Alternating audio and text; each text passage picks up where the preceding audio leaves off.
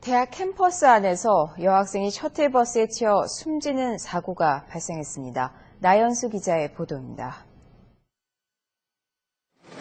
평온하던 대학 캠퍼스에서 끔찍한 사고가 벌어진 건 오전 11시 40분쯤. 고려대학교 법대 건물 바로 앞이었습니다. 점심시간을 앞두고 건물 앞을 오가는 학생들이 많았습니다. 사고 당시 셔틀버스는 법과대학 후문 쪽에서 약 100여 미터 떨어진 정류장 쪽으로 들어오고 있었고 학생은 버스 앞을 가로질러 가고 있었습니다. 여학생이 버스 오른쪽에 부딪혀 쓰러졌지만 차는 그 위로 5미터가량 더 굴러가다 멈췄습니다. 그러니까 버스 그냥 계속 간 거죠. 근데 쳤는데 그냥 넘어가서 이제 사람들이 좀 소리 지르고 하니까 근데 앞으로 좀 더 갔어요. 근데 거기서. 사고를 당한 여학생은 사학과에 재학 중인 23살 장모 씨. 즉시 병원으로 옮겨졌지만 이미 숨을 거둔 뒤였습니다. 머리 쪽이 다 크게 다칩니다. 머리 쪽이 현장에서 바로 사망한. 그런가. 도착했을 때 아마 사망한 거예요. 경찰은 버스 기사와 숨진 장 씨 모두 주위를 잘 살피지 않고 가다 사고가 난 것으로 보고 있습니다. YTN 나연수입니다.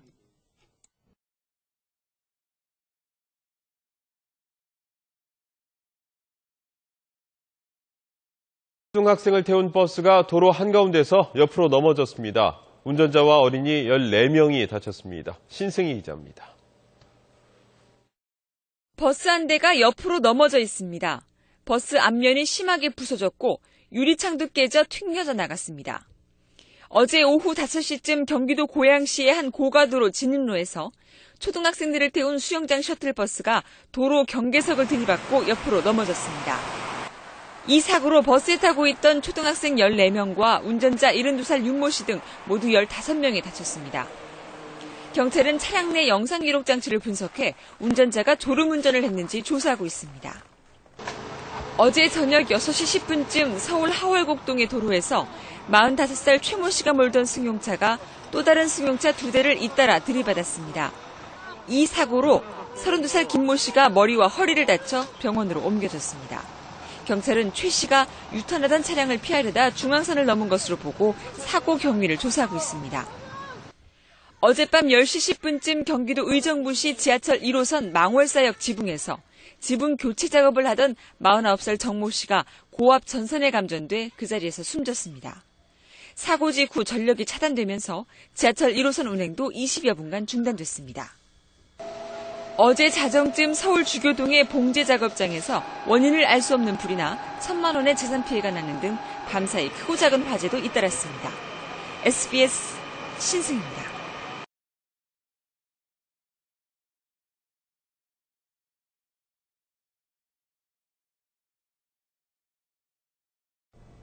대학 캠퍼스 안에서 여학생이 셔틀버스에 치여 숨지는 사고가 발생했습니다. 나연수 기자입니다. 평온하던 대학 캠퍼스에서 끔찍한 사고가 벌어진 건 오전 11시 40분쯤. 고려대학교 법대 건물 바로 앞이었습니다. 점심시간을 앞두고 건물 앞을 오가는 학생들이 많았습니다. 사고 당시 셔틀버스는 법과대학 후문 쪽에서 약 100여 미터 떨어진 정류장 쪽으로 들어오고 있었고 학생은 버스 앞을 가로질러 가고 있었습니다. 여학생이 버스 오른쪽에 부딪혀 쓰러졌지만 차는 그 위로 5미터가량 더 굴러가다 멈췄습니다. 그러니까 버스 그냥 계속 간 거죠. 근데 쳤는데 그냥 넘어가서 이제 사람들이 좀 소리 지르고 하니까 근데 앞으로 좀 더 갔어요. 근데 거기서. 사고를 당한 여학생은 사학과에 재학 중인 23살 장모 씨. 즉시 병원으로 옮겨졌지만 이미 숨을 거둔 뒤였습니다. 머리 쪽이 다 크게 다칩니다. 머리 쪽이 현장에서 바로 사망한. 그런가. 도착했을 때 아마 사망한 거예요. 경찰은 버스 기사와 숨진 장 씨 모두 주위를 잘 살피지 않고 가다 사고가 난 것으로 보고 있습니다. YTN 나연수입니다.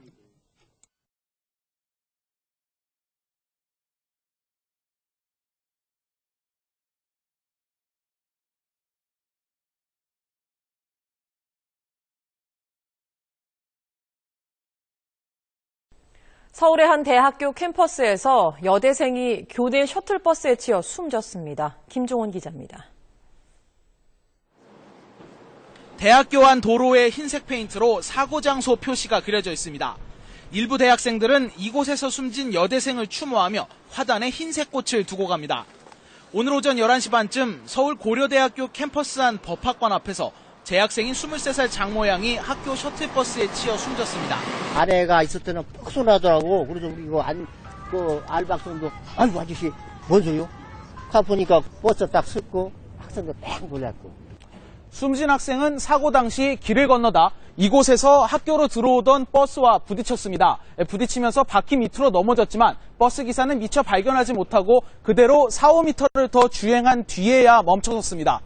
사고를 낸 셔틀버스는 시속 20km 정도의 느린 속도로 주행하고 있었지만 버스 기사는 길을 건너던 장량을 미처 보지 못했다고 진술했습니다. 못 봤다는 것도 보지도 못했대요. 봤으면 당연히 피했을 텐데 아예 보지도 못한. 유가족들은 학교 안에서 사고가 났단 말에 더 어이가 없습니다. 이게 못 보냐? 사람이 다 보이는데 왔다 갔다 하는데 그거 봐야지. 이러면 원래 어디나 천천히 가는 거 아니고 사람 보는 거 아니냐고. 사고 장소는 학교 후문과 도서관, 버스 정류장 등이 모여 있어 학생과 셔틀버스로 항상 붐비던 곳. 도로 폭도 왕복 2차선으로 넓은 편이지만 속도 제한 표지판 하나뿐 신호등이나 횡단보도는 찾아볼 수 없습니다. 선배들이 한 이야기 들어보니까 가끔 이 차가 빨리 달려서 언젠가 한번 사고 났을 수도 있겠다라고 생각하는 그런 사람들도. 대학교 안을 통행하는 차량이 갈수록 늘어나고 있는 만큼 보행자들의 안전을 위해 교통안전시설을 확충해야 할 것으로 보입니다. SBS 김종훈입니다.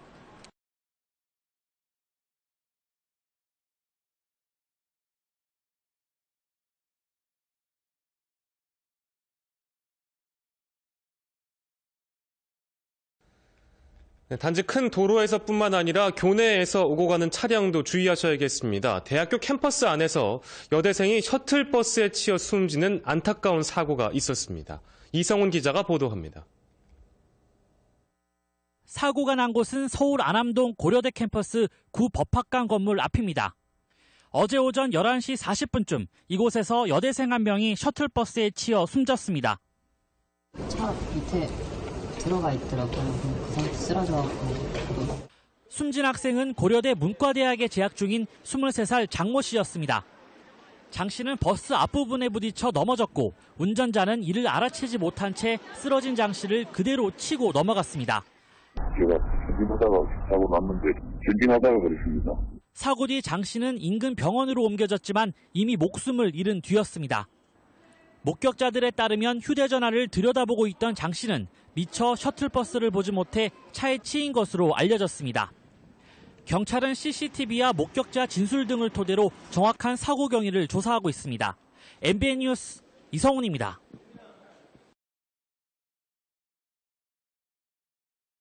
대학교 캠퍼스 안에서 여대생이 셔틀버스에 치여 숨지는 안타까운 사고가 있었습니다. 이성훈 기자가 보도합니다. 사고가 난 곳은 서울 안암동 고려대 캠퍼스 구 법학관 건물 앞입니다. 오늘 오전 11시 40분쯤 이곳에서 여대생 한 명이 셔틀버스에 치여 숨졌습니다. 차 밑에 들어가 있더라고요. 그 상태 쓰러져갖고. 숨진 학생은 고려대 문과대학에 재학 중인 23살 장모 씨였습니다. 장 씨는 버스 앞부분에 부딪혀 넘어졌고 운전자는 이를 알아채지 못한 채 쓰러진 장 씨를 그대로 치고 넘어갔습니다. 제가 전진하다가 사고 났는데 전진하다가 그랬습니다. 사고 뒤 장 씨는 인근 병원으로 옮겨졌지만 이미 목숨을 잃은 뒤였습니다. 목격자들에 따르면 휴대전화를 들여다보고 있던 장 씨는 미처 셔틀버스를 보지 못해 차에 치인 것으로 알려졌습니다. 경찰은 CCTV와 목격자 진술 등을 토대로 정확한 사고 경위를 조사하고 있습니다. MBN 뉴스 이성훈입니다.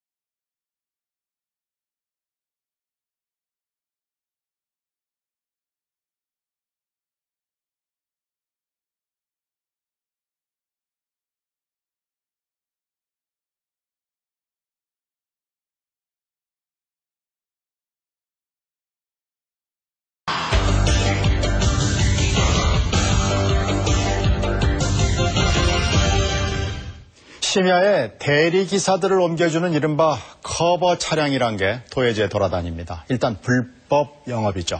여건상 정원 초과가 심각해서 사고 날 위험이 아주 높습니다. 도상진 기자가 현장 취재했습니다. 버스가 끊긴 밤 대구 시내 한 정류장. 대리운전 기사들이 PDA를 연신 바라보며 무언가를 기다립니다. 25인승 소형 버스가 도착하자 기다렸다는 듯 올라탑니다. 또 다른 정류장. 역시 대리기사 10여 명이 관광버스에 올라탑니다. 손님을 한 차례 실어 나른 대리기사들을 다른 대기장소로 이동시키는 이른바 커버 차량입니다. 대구 시내 4개 대리운전 업체들이 공동 운영하는 지입 차량들로 렌터카에서부터 유치원과 학원버스 등 종류도 여러 가지입니다. 그러나 현행법상 버스나 택시 외에 수익을 목적으로 노선을 정해 운행하는 차량은 모두 불법입니다. 사정이 어떤지 올라타봤습니다. 출발한 지 얼마 되지도 않아 몰려드는 대리기사들로 금세 통로까지 꽉 찼습니다. 통로에는 움직일 틈도 없습니다. 대리기사를 위한 버스가 아닙니다. 콜백에 의한 수단 외에는 다른 목적이 없습니다. 그러니까 인원을 정말 발디딘 틈이 없을 정도로 태워버리고 그리고 또 비용이 아까우니까 정설은 안 하고 있고. 정원 초과는 기본이고 안전띠는 물론 잡을 손잡이도 없습니다. 운행 자체가 불법인데다 보험 적용도 안 돼 사고가 나도 보상은 막막합니다. 사고도 몇 번 났었어요, 사실. 그래가지고 안에서 넘어지는 사고도 있었고. 급증가해버리면은 기사들은 차 안에서 잡을 데가 없습니다. 대리운전 한 건마다 200원씩 업체가 일괄적으로 커버 차량 이용비를 떼지만 할 공간이 없을 때가 많아 할 수 없이 택시를 타는 경우가 허다합니다. 택시 타고 가는 게 기사가 돈을 다 냈는데도 노선을 차량을 전수를 안 해주니까 또 이중부담을 또 하는 거예요. 현재 대구에서 운행 중인 이른바 커버 차량은 40대 안팎. 대리운전 기사는 5,000명을 넘어 6,000명까지 육박하고 있습니다. 참다 못한 대리운전 기사 노조 측이 시청과 경찰에 불법 운행 사실을 고발했지만 단속은 이루어지지 않고 있습니다. 해당 구간에 지금 바로 행처분 의뢰했습니다. 심야에 운행되기 때문에 자연스러운 그 단속하는 게 좀 어렵습니다. 관계 당국의 무관심과 방치 속에 위험한 불법 운행이 밤마다 계속되고 있습니다. MBC 뉴스 고성진입니다.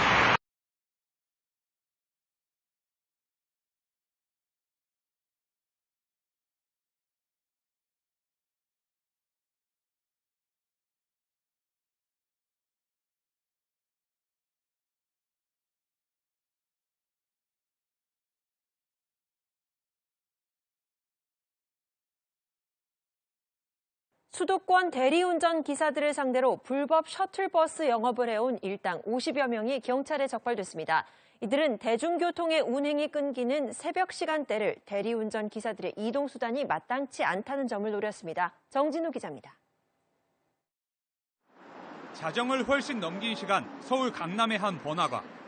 도로 한켠에 봉고 차량들이 한 줄로 늘어서 있습니다. 차량 앞 유리창엔 합정, 금촌, 일산 등의 지역명과 함께 간략한 노선도가 붙어 있습니다. 대리운전 기사들에게 요금을 받고 운행하는 불법 셔틀버스입니다. 이동 인구가 많은 주요역을 거점으로 대리운전 기사에게 거리에 따라 1,000원 내지 3,000원씩을 받고 불법 영업을 하였고, 이들은 주로 대중교통 운행이 중단된 오전 1시에서 5시 사이 대리운전 기사들의 이동수단이 마땅치 않다는 점을 노려 운송연합까지 결성했습니다. 오전엔 학생을 태워주는 통학용 버스 등으로 사용하다 심야엔 대리운전 기사들을 상대로 조직적인 불법 셔틀버스 영업을 한 겁니다. 또 불법 셔틀 차량을 관리하는 천모 씨는 보호비 명목으로 운전기사들에게 1,000여만 원을 챙긴 혐의를 받고 있습니다. 허가 없이 운송 영업을 하는 차량은 사고가 발생해도 각종 보험 혜택을 받을 수 없기 때문에 이용하지 말아야 합니다. 경찰은 2010년부터 최근까지 불법 셔틀버스 영업을 해온 41살 정모 씨 등 일당 54명을 적발해 37명을 불구속 입건하고 달아난 17명의 뒤를 쫓고 있습니다. JTBC 정진우입니다.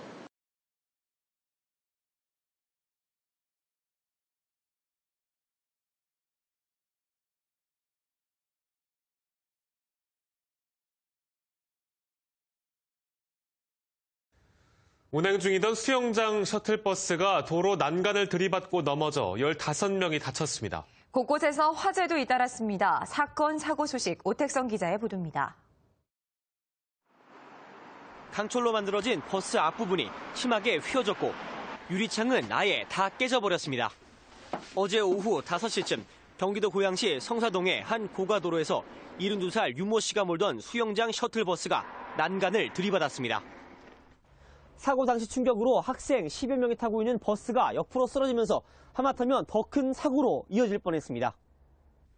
다행히 대부분 안전벨트를 매고 있어서 윤 씨와 초등학생 14명은 찰과상만 입는 등 크게 다치진 않았습니다. 경찰은 윤 씨가 졸음운전을 하다 사고를 낸 것으로 보고 블랙박스 등으로 정확한 사고 원인을 조사하고 있습니다. 외제차와 쓰레기차가 한 대 엉켜 있습니다. 오늘 새벽 0시 5분쯤 43살 황모 씨가 서울 하겨울역에서 수서역 방향으로 운전을 하다 갓길에 있던 쓰레기 수거차를 보지 못하고 들이받은 겁니다. 황 씨는 다리가 부러져 병원으로 옮겨졌습니다. 비슷한 시각 서울 중구 주교동에 있는 한 건물 5층 봉제 작업장의 불이 나 10여 분 만에 꺼졌습니다. 인명 피해는 없었지만 작업장 내부가 모두 불에 타는 등 소방서 추산 1,000만 원의 재산 피해가 났습니다. 경찰과 소방당국은 정확한 화재 원인을 조사하고 있습니다. MBN 뉴스 오택성입니다.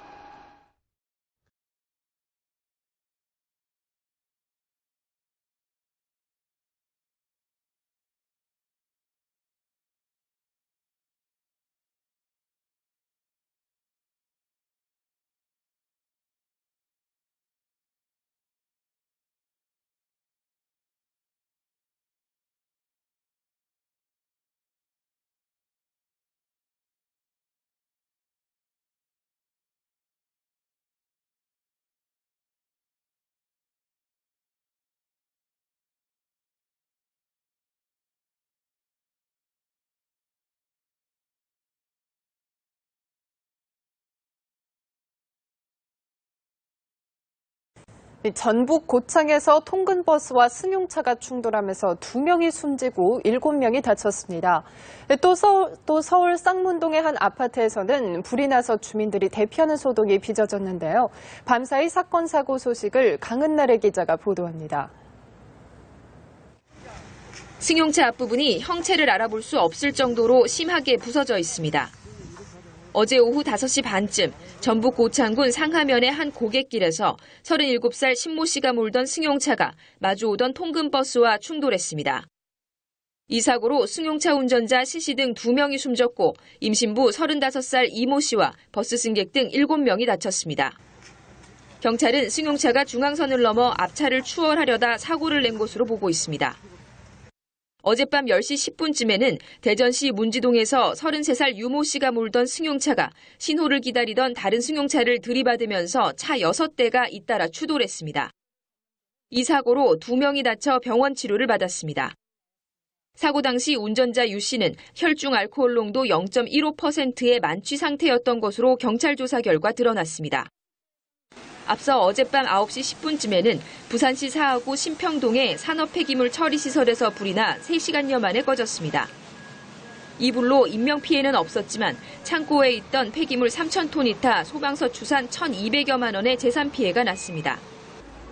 비슷한 시각 서울 도봉구 쌍문동의 한 아파트 5층 36살 이모 씨의 집에서도 불이 나 내부 30여 제곱미터와 가재도구 등을 태워 소방서 추산 500여만 원의 재산 피해가 났습니다. 다친 사람은 없었지만 주민 10여 명이 대피하는 소동이 빚어졌습니다. 경찰과 소방당국은 외출한 사이 불이 났다는 집주인 이 씨의 진술 등을 토대로 정확한 화재 원인을 조사하고 있습니다. 연합뉴스TV 강은나래입니다.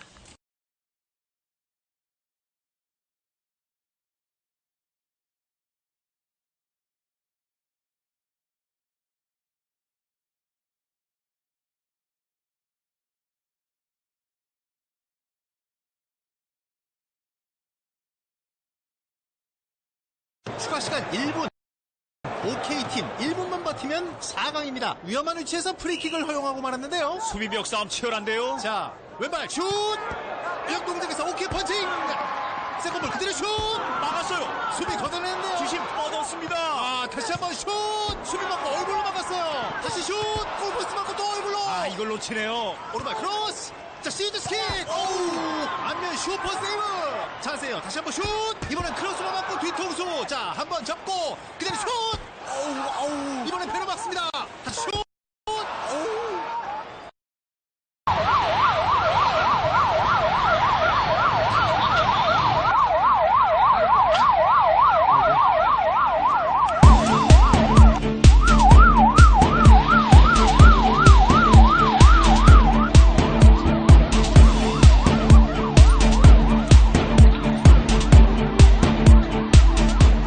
안에서 소리 지르고 뭐 난리 나고 엉켜있고 와갖고 막 유리창 깨면서 이제 구조대 그때부터 오면서 이제 사람을 끝내기 시작한 거예요.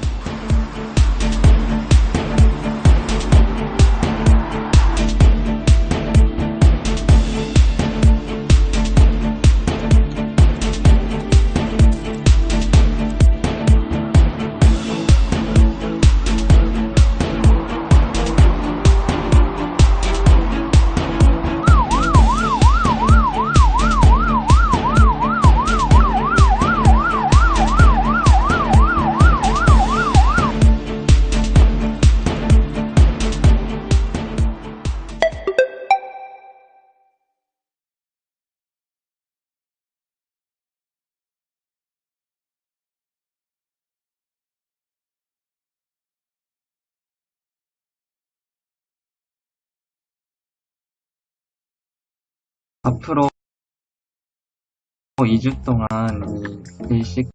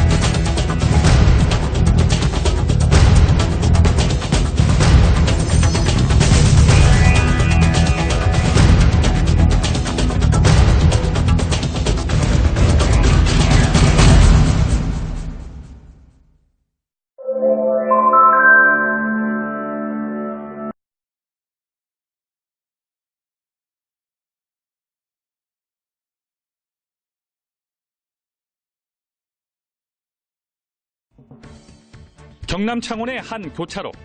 좌회전을 하던 45인승 통근 버스가 큰 원을 그리며 반대편 차선을 넘습니다. 신호 대기 중이던 승용차 세대를 들이받고 인도로 돌진하더니 가로수까지 쓰러뜨립니다. 중앙선을 침범한 사고버스는 인쇄소 가게 문을 그대로 들이받은 채 멈춰섰습니다. 피해를 본 가게는 처참하게 부서졌는데 사람이라도 있었다면 참사를 빚을 뻔했습니다. 근데 어느 정도 멈출 줄 알아. 안 멈추고 계속 건물까지 다 들어가고 있더라고요. 이 사고로 71살 버스기사가 크게 다쳤고 버스 승객 등 17명이 경상을 입었습니다. 죽는구나 싶어서 저 차가 좀 이상하네 그런 생각 들면서 그냥 바로 그 순간에 꺾이기 때문에. 버스기사는 사고 당시 핸들이 말을 듣지 않았다고 경찰에 진술했습니다. CCTV를 봤을 때 좀 정상적인 주행이 아닌 부분이 좀 보이는 부분이 있습니다. 승객이나 그다음에 피해 차량 운전자들 상대로. 경찰은 버스기사의 과실 여부와 함께 차량 결함 가능성에 대해서도 조사하고 있습니다.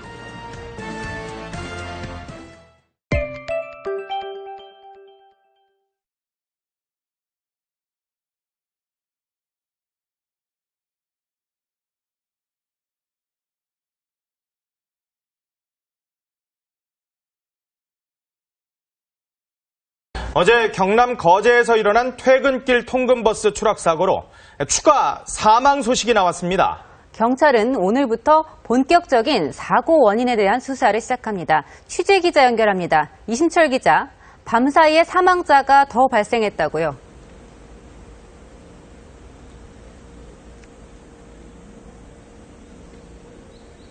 네, 저는 거제 대우병원에 나와 있습니다.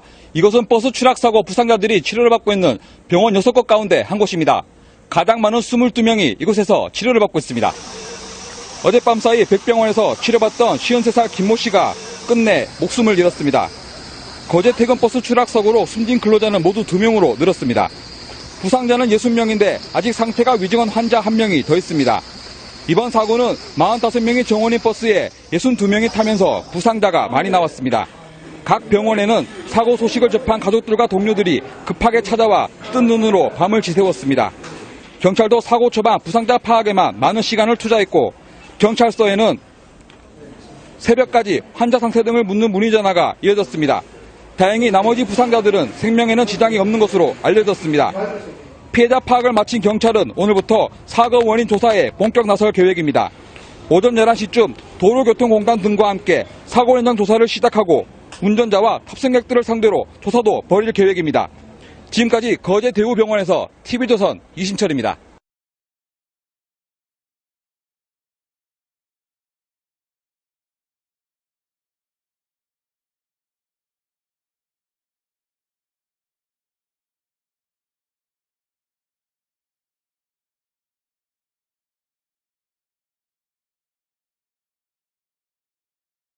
밤사이 직원들을 태운 통근버스가 앞서가던 승합차를 추돌해 9명이 다치는가 하면 고속도로를 달리던 승용차에서 불이 나는 등 사건 사고가 잇따랐습니다. 황정현 기자입니다. 통근버스가 승합차를 추돌한 채 멈춰 서 있습니다. 차량 앞 유리창은 산산조각이 났습니다. 혹시 안에 사람 있나요? 다 내리셨어요? 어제 오후 10시 15분쯤 경기도 화성시 상신 지하차도 안에서 25인승 통근버스가 산타페 차량을 추돌했습니다. 이 사고로 버스에 타고 있던 54살 여성 김모 씨 등 9명이 다쳐 병원으로 이송됐습니다. 경찰은 앞서가던 산타페 차량이 급정거하면서 사고가 난 것으로 추정하고 정확한 경위를 조사 중입니다. 이보다 앞선 오후 7시 30분쯤에는 서울 서초구 경부고속도로 서울 방면 만남의 광장 인근에서 달리던 K3 승용차에 불이 났습니다. 다행히 인명피해는 없었지만 엔진 등이 불에 타 소방서 추산 900만 원의 재산 피해가 났습니다. 제주도의 한 호텔 지하 주차장에서도 어제 오후 4시 40분쯤 소나타 차량에서 원인을 알 수 없는 불이 나 390만 원의 재산 피해가 났습니다.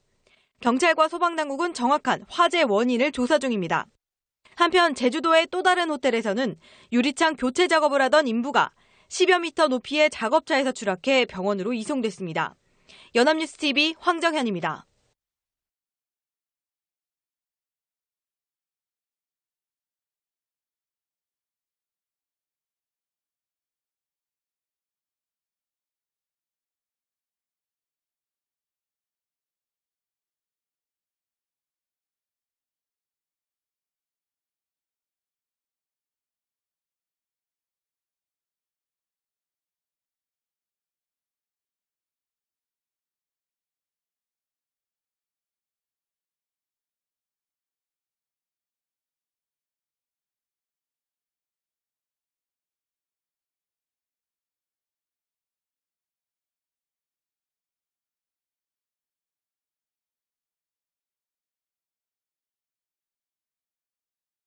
냄새가 나.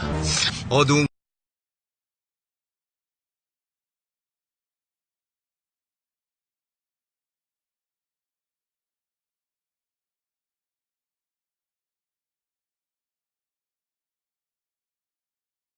사고로 차가 전복된 뒤 이를 미처 수습하지 못한 모녀가 잇따르던 버스에 치여 딸이 사망하는 사고가 있었습니다. 아파트에서 방화로 추정되는 불이 나 1명이 사망했고 양계장 화재로 닭 4만 2천여 마리가 폐사하는 일도 있었습니다. 밤사이 사건 사고 김동욱 기자입니다. 어젯밤 10시 20분쯤 청주 상주 간 고속도로에서 45인승 회사 통근버스가 사고로 전복돼 있던 승용차를 들이받았습니다. 이 사고로 33살 하모 씨가 튕겨져 나가 반대편에서 오던 차량이 치여 그 자리에서 숨졌고 하 씨의 어머니 61살 정모 씨 등 2명이 다쳐 병원으로 이송됐습니다. 하 씨는 사고 당시 운전석에 끼어 미처 탈출하지 못했던 것으로 알려졌으며 경찰은 블랙박스 영상과 운전자 진술 등을 토대로 정확한 사고 경위를 조사 중입니다.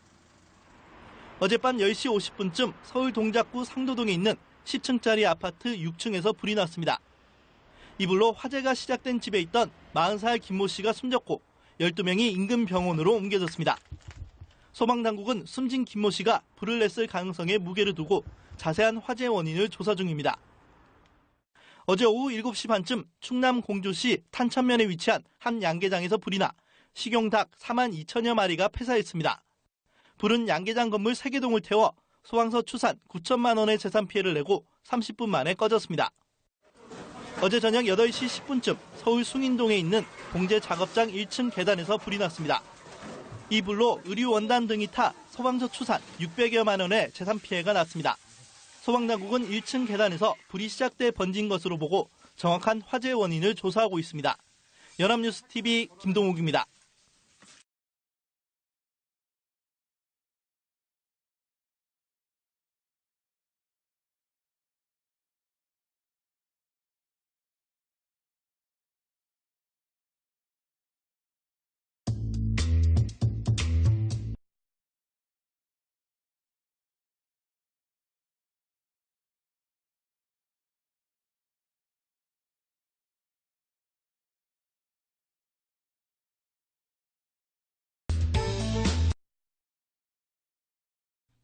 교차로에서 좌회전을 하는 버스.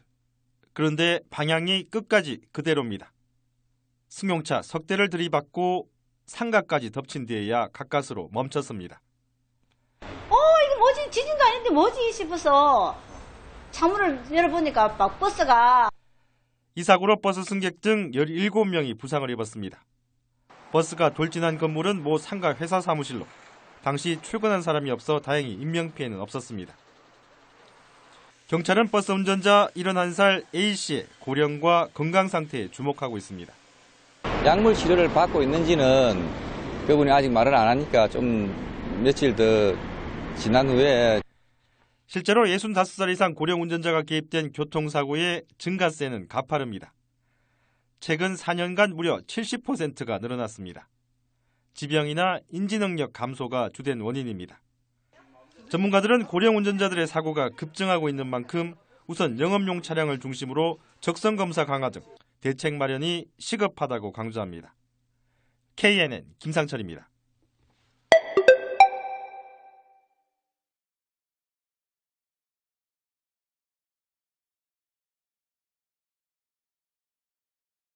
오늘 아침 부산에선 회사 통근버스가 빗길에 넘어지면서 10여 명이 다쳤습니다. 네, 또 전국 곳곳에서 크고 작은 화재 사고도 잇따랐습니다. 사건 사고 소식 정영훈 기자입니다. 중앙분리대 바로 옆 차선에 버스 한 대가 옆으로 누웠습니다. 구조대가 버스 앞 유리창을 부수고 승객들을 구조합니다. 오늘 오전 8시 반쯤 부산 금곡동 동원역 부근에서 회사 통근버스가 빗길에 미끄러진 뒤 넘어졌습니다. 버스 안에 타고 있던 30명 가운데 16명이 다쳐 병원에서 치료를 받았습니다. 오늘 오전 1시 15분쯤 제주 서귀포시 남원읍 태흥리에 있는 37살 김모 씨의 창고에서 불이 났습니다. 불은 창고 내부와 자재 등을 태운 뒤 30여 분 만에 꺼졌습니다.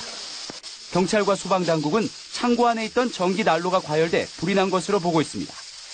비슷한 시각 충북 진천군 장월리에 있는 농가 창고에서도 불이 나 30여 분 만에 진화됐습니다.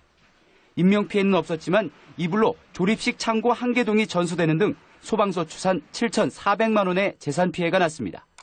경찰은 정확한 화재 원인을 조사하고 있습니다.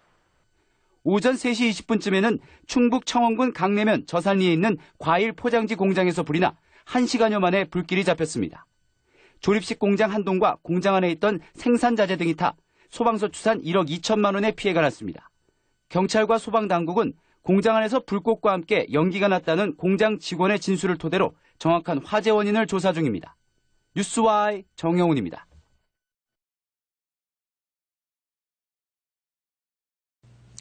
조선소 직원 40여 명을 태운 통근버스가 빗길에 옹벽을 들이받아 10여 명이 다쳤습니다. 살펴보니 상당수가 안전띠를 매지 않고 있었고 심지어 잠금 장치가 아예 없는 좌석도 있었습니다. 최경재 기자입니다. 버스 앞 유리창이 산산조각 났고 출입문과 옆문은 심하게 찌그러졌습니다. 오늘 오전 6시 50분쯤 창원시 태백동의 한 국도에서 조선소로 출근하는 직원 43명을 태운 통근버스가 옹벽을 들이받아 10여 명이 다쳤습니다. 비 오고 하니까 이제 탑승객이 많다 보니까 성애하기 가지고 성애 땅다고 좀 미리 하시다가 사고가 난 버스 좌석을 직접 살펴봤습니다. 대부분 안전띠가 잠긴 채 좌석과 등받이 틈새에 처박혀 있고 일부 좌석엔 이렇게 안전띠를 잠그는 장치가 설치돼 있지 않습니다. 사고 버스는 45인승으로 지난 2011년부터 매일 직원들을 태운 채 30여 킬로미터를 오갔습니다. 안전벨트가 없어서 착용이 불가했고요. 뭔가 불안하기는 하지만 매일매일 타다 보면 그냥 타게 돼요. 지난 7월에도 거제시 한 국도에서 조선소 통근버스가 추락해 2명이 숨지고 59명이 다쳤습니다. 당시 직원 상당수가 안전띠를 매지 않았고 정원보다 14명을 더 태워 사고를 키웠습니다. MBC 뉴스 최경재입니다.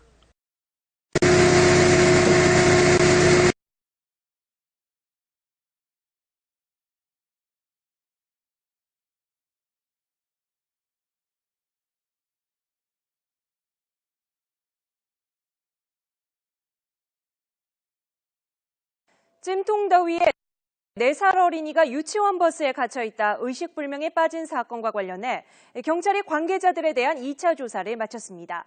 통학버스 사고 예방 지침을 지키지 않은 경위 등을 집중 추궁했습니다. 취재기자 연결해서 자세한 내용 알아보겠습니다. 백종규 기자. 네, 전국부입니다. 네, 관계자들이 1차 조사에서 모두 잘못을 인정했었고요. 오늘이 2차 조사였죠? 네, 그렇습니다. 유치원 관계자들에 대한 2차 조사가 끝이 났습니다. 사건 발생 바로 다음 날인 지난달 30일 1차 조사가 이뤄졌고 오늘이 두 번째 조사였습니다.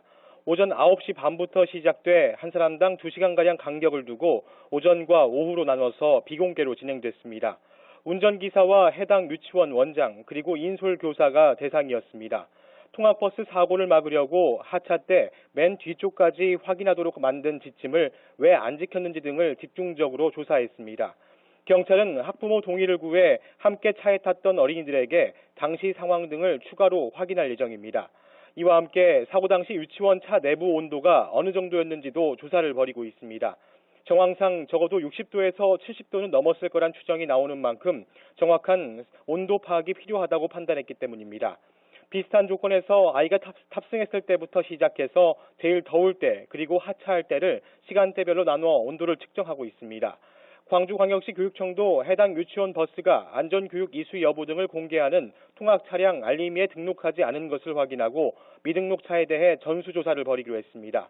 또 경찰 수사 결과에 따라 유치원, 원장, 교사 등에 대해 행정적인 조치를 하겠다고 전했습니다. 무엇보다 가장 걱정되는 게 차에 갇혔던 어린이 건강인데요. 지금 어떤 상태입니까? 네, 그렇습니다. 안타깝게도 뚜렷한 호전은 없는 것으로 알려지고 있습니다. 중환자실에서 인공호흡기를 달고 나흘째 집중 치료를 받고 있지만 여전히 의식을 회복하지 못하고 있습니다. 현재 간과 신장 수치가 좋지 않은 것으로 알려졌는데요. 병원 측은 열사병과 탈수 증세로 장기가 손상돼 깨어나지 못하고 있는 것으로 보고 있습니다.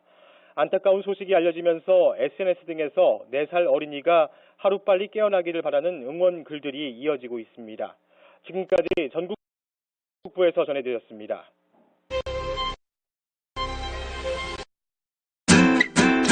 선생님, 신차 계약은 잘 끝났고요. 네. 타시던 차는 제가 좋은 가격에 팔아드릴게요. 최초의 석유화학회사. 이것은 팩트. 유치원 통학버스 뒷좌석에서 4살 배기 어린이가 발견된 건 어제 오후입니다. 아침에 버스에 탄 지 8시간 가까이 지난 뒤였습니다. 버스 운전사가 유치원생들을 집에 보내기 위해 차에 올랐다가 발견했는데 체온이 42도까지 오르는 등 열사병 증세를 보이고 의식을 잃은 상태였습니다. 어제 광주광역시에는 폭염 경보가 내려져 있었고 낮 기온이 35.3도까지 치솟았습니다. 유치원은 방학에 들어가 원하는 아이들만 대상으로 돌봄 교실을 운영하고 있었습니다. 중국 동포인 부모는 맞벌이하면서 친인척도 없어서 돌봄 교실에 아이를 맡겨왔습니다. 애기가 그 차에 있었다는 건 몰랐다는 것 자체가 너무 이해가 안 돼요. 유치원 교사와 버스 기사는 정확한 출석 인원이 파악되지 않아 버스에 어린이 한 명이 남아있다는 걸 알지 못한 것으로 조사됐습니다. 관할 교육청의 매뉴얼에는 운행 종료 뒤 맨 뒷좌석까지 확인하도록 돼 있지만 지켜지지 않았습니다. 경찰은 유치원도 출석 확인을 제대로 하지 않은 것으로 보고 있습니다. 방치됐던 어린이는 대학병원 중환자실에서 28시간째 치료받고 있지만 아직도 의식을 찾지 못하고 있습니다. SBS 윤나라입니다.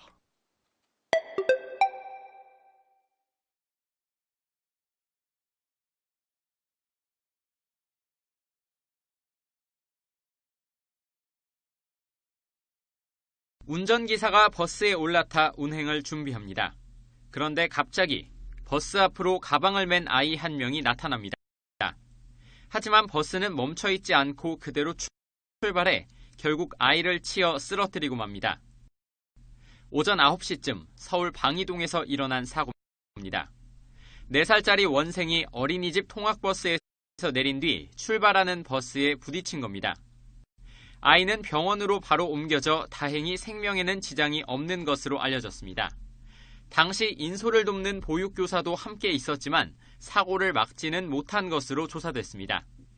기사가 내려갖고 그 아이들을 인계를 해준 거야. 근데 기사가 다시 운전해가지고 빼려고 오는데 그 애가 하나가 모르고 그 기사를 따라온 거야. 지난해부터 어린이 통학 차량의 안전 규정을 강화하는 이른바 세리미법이 본격 시행됐지만 사고는 끊이지 않고 있습니다. 지난해 3월 경기도 광주에서 4살 아이가 어린이집 바로 앞에서 통학버스에 치여 숨졌고 한 달 뒤쯤 25인승 어린이집 통학 차량이 수로 아래로 추락해 14명이 다치기도 했습니다. 경찰은 교통사고특례법 위반 혐의로 운전기사를 입건했습니다. 또 당시 인솔교사나 어린이집 측의 관련법 위반 여부도 집중 조사하고 있습니다. YTN 우철입니다.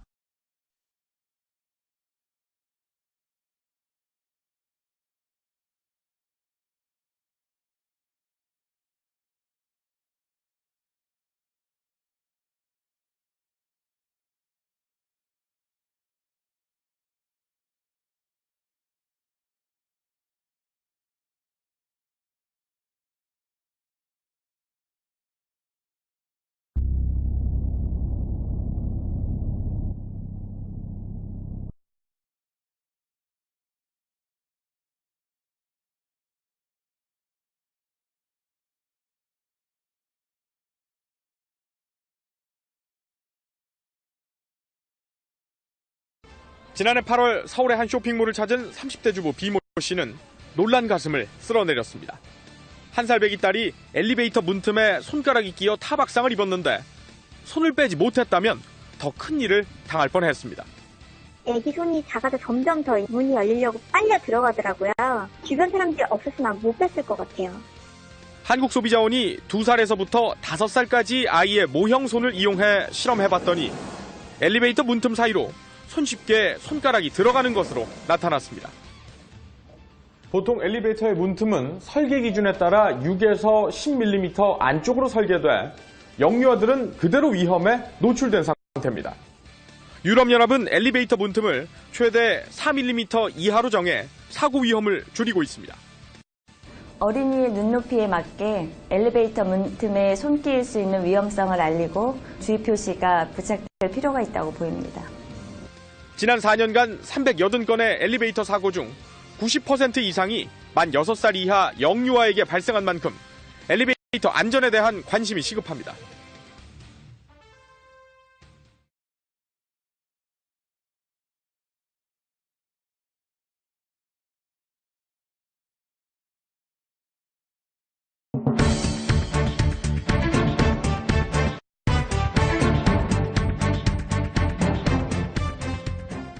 마흔한 살 이모 씨가 아파트 1층에 서 있던 승강기 위에서 발견된 건 어제 오전 6시쯤. 비명을 듣고 달려간 경비원이 발견해 119에 신고했습니다. 바람 소리가 나는데 위에서 나는지 밑에서 나는지 밑에서 나는 거 확실히 그게 안 되잖아요. 내가 엘리베이터 타고 올라가 보니까 위에서는 소리가 안 나더라고요. 이 씨는 아파트 9층에서 승강기 문을 열려다 발을 헛디뎌 1층에 서 있던 승강기 위에 떨어진 겁니다. 술에 취한 이 씨는 승강기 문을 발로 차 부수고 억지로 문을 열려다 추락한 겁니다. 승강기 통로로 20m 정도를 추락했지만 다행히 갈비뼈 골절과 무릎 등의 찰과상만 입었습니다. 추락한 걸로 보이는데 저희도 의아한 생각이 드는데 환자가 생명에는 이상이 없고 골절 부분만 다쳤다는 거에 대해 가지고 조금 의아하게 생각하는.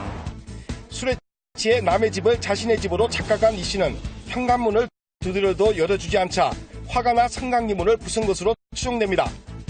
이 씨의 황당한 행동 때문에 아파트 승강기 운행이 멈추면서 고층 아파트에 사는 주민들은 온종일 계단을 오르내려야 하는 불편을 겪었습니다.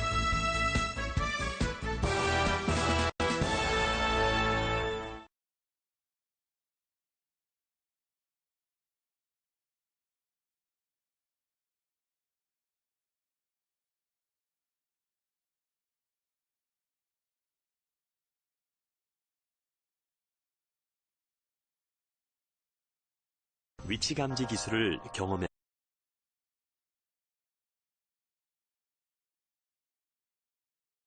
엘리베이터에 문이 닫힐 때 아이들의 손이 끼지 않도록 주의를 기울이는 보호자는 많습니다.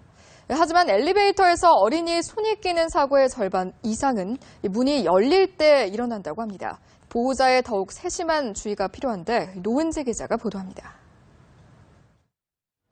엘리베이터 문과 문설주 간 허용 간격은 10mm. 하지만 어린이 손가락 마디 평균 폭은 이보다 작아 엘리베이터 문과 문설주 사이에 들어가기 쉽습니다. 애기 손이 작아서 점점 더 이제 문이 열리려고 빨려 들어가더라고요. 그래서 이제 주변 사람들이 없었으면 못 뺐을 것 같아요. 최근 4년간 한국소비자원에 접수된 엘리베이터 관련 피해 사례 648건 중 절반 이상이 문이 열릴 때 손이 끼는 사고였는데 피해자의 92%가 만 6세 이하였습니다. 어린이 같은 경우에는 반사신경이 느리고 또 근력이 약하다 보니 한번 말려 들어가는 경우에는 그대로 빼지 못하고 말려 들어가는 경우가 많거든요. 엘리베이터에는 이처럼 주의 표시가 부착돼 있지만 키가 1m 안팎인 초등학교 입학 전 어린이들의 눈높이에서는 확인하기 어렵습니다. 반면에 대만과 일본은 어린이가 볼 수 있는 위치에 우는 얼굴이나 상처난 손이 그려진 그림을 붙이고 있습니다. 한국소비자원은 어린이가 주로 이용하는 다중이용시설의 엘리베이터에 어린이 손김 주의 표시와 손가락 감지 장치를 설치할 것을 국민안전처에 건의하는 한편 부모들에게도 각별한 주의를 당부했습니다. 연합뉴스TV 노은지입니다.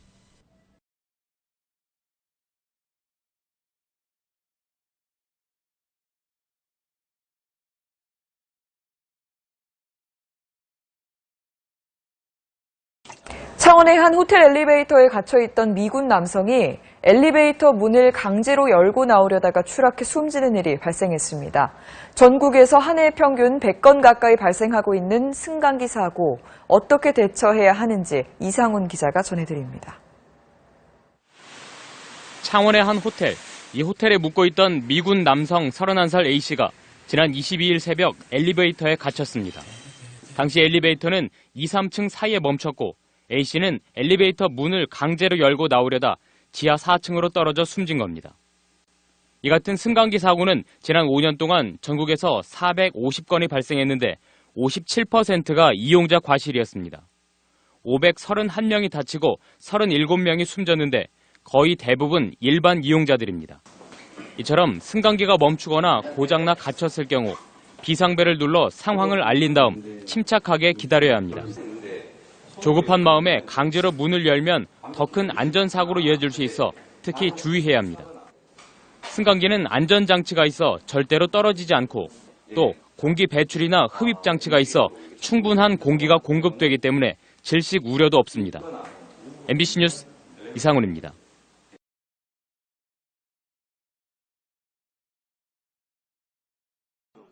네, 엘리베이터 타고 내릴 때 아이들 안전에 조금 더 신경 쓰셔야겠습니다. 문이 열릴 때 양쪽 틈 사이로 아이들 손가락이 끼는 사고가 끊이질 않고 있습니다. 박현석 기자입니다. 엘리베이터 문이 열리는 순간 문 양쪽 끝 작은 틈으로 한 아이의 손이 빨려 들어갑니다. 문에 손을 대는가 싶었지만 말릴 틈도 없었습니다. 너무 놀라서 소리 지르고 애기도 많이 울고 순간 근데 그게 2, 3초 만에 일어난 일이거든요. 그래서 많이 놀랐었어요. 아이의 손 모형을 갖고 실험을 해봤습니다. 문에 대고 있었는데 역시 순식간에 빨려 들어갑니다. 최근 4년간 소비자원에 접수된 엘리베이터 관련 상담 가운데 58%가 이런 손끼임 사고였습니다. 특히 어릴수록 다친 어린이가 많았습니다. 엘리베이터 문틈 허용 기준은 10mm 이내인데 반해 만 2세 아동의 새끼손가락 굵기는 평균 7, 8mm에 불과하기 때문입니다. 어른 같은 경우에는 반사신경이 빠르고 근력이 있다 보니까 바로 손을 빼서 사고가 일어나지 않는데 어린이 같은 경우에는 근력이 약하다 보니까 그대로 밀려 들어가서 빼지 못하는. 보통 문이 닫히다가도 중간에 사람이 감지되면 다시 열리지만 손끼임을 감지해 문 열림을 중단하는 장치는 고비용 때문에 아직 보편화되지 않았습니다. 소비자원은 타이완이나 일본처럼 커다란 위험 표지판을 부착하도록 관계기관에 건의했습니다. SBS 박현석입니다.